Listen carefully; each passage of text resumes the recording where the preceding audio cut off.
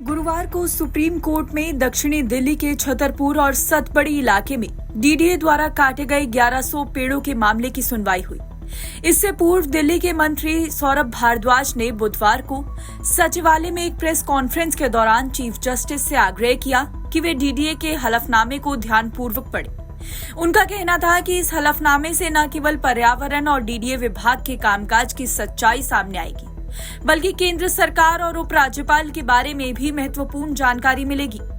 सौरभ भारद्वाज ने कहा कि अगर चीफ जस्टिस इस हलफनामे को 10 मिनट भी पढ़ लें तो उन्हें स्पष्ट हो जाएगा कि केंद्र सरकार और उपराज्यपाल ने दिल्ली की चुनी हुई सरकार और इसके अधिकारियों को साथ क्या किया है।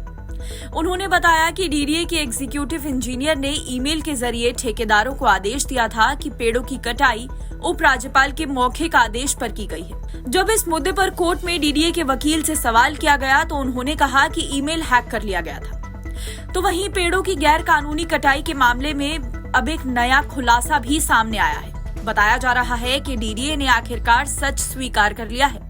क्या है वो सच, आइए जानते हैं। डीडीए ने सुप्रीम कोर्ट के समक्ष दाखिल हलफनामे में ये स्वीकार किया है कि सैकड़ों पेड़ बिना अनुमति के काटे गए।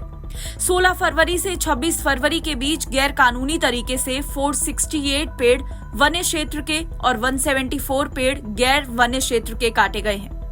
हालांकि सौरभ भारद्वाज ने बताया कि उनके आंकड़ों के अनुसार लगभग 1100 पेड़ काटे गए हैं। ये महत्वपूर्ण है कि डीडीए ने कम से कम इतनी संख्या में पेड़ों की कटाई की बात स्वीकार की है, जबकि पहले इस बात से इनकार किया जा रहा था। भारद्वाज ने आगे आरोप लगाया कि ठेकेदार ने अपने हलफनामे में बताया है कि डीडीए के एग्जीक्यूटिव इंजीनियर, जूनियर इंजीनियर और असिस्टेंट इंजीनियर लगातार स्थल का निरीक्षण कर रहे थे। इससे स्पष्ट है कि डीडीए और उसके अधिकारियों की भूमिका संदिग्ध है। उन्होंने सवाल उठाया कि आखिर क्यों ये निचले स्तर के अधिकारी इतनी बड़ी संख्या में पेड़ों की अवैध कटाई में शामिल हुए और इस काम में उन्हें क्या लाभ हुआ।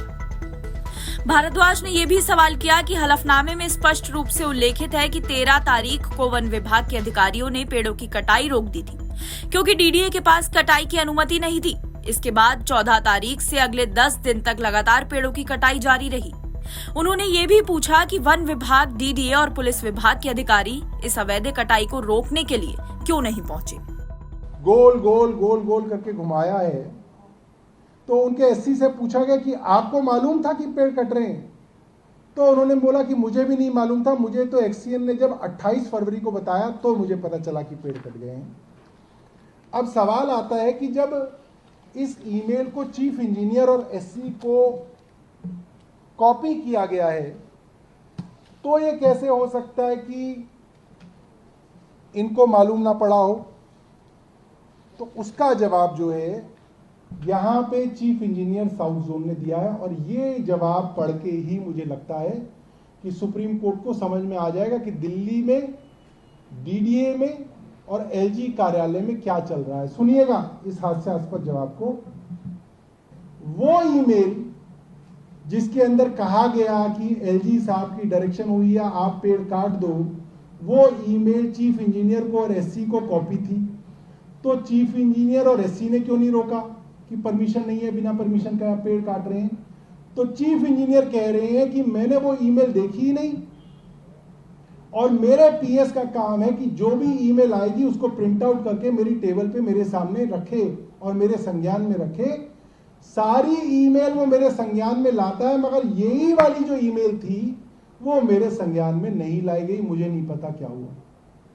इसका मतलब साफ है, ऊपर से नीचे तक लोगों को मालूम था कि दबाव दिल्ली के लेफ्टिनेंट गवर्नर साहब का है, परमिशन उनके पास नहीं है, और बिना परमिशन के पेड़ काटने की इंस्ट्रक्शन कॉन्ट्रैक्टर को दी है।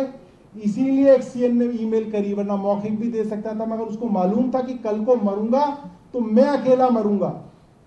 इसलिए उसने 14 तारीख को ईमेल के अंदर अपने चीफ इंजीनियर और सुपरिटेंडेंट इंजीनियर को कॉपी किया हुआ है। एनबीटी ऑनलाइन की रिपोर्ट।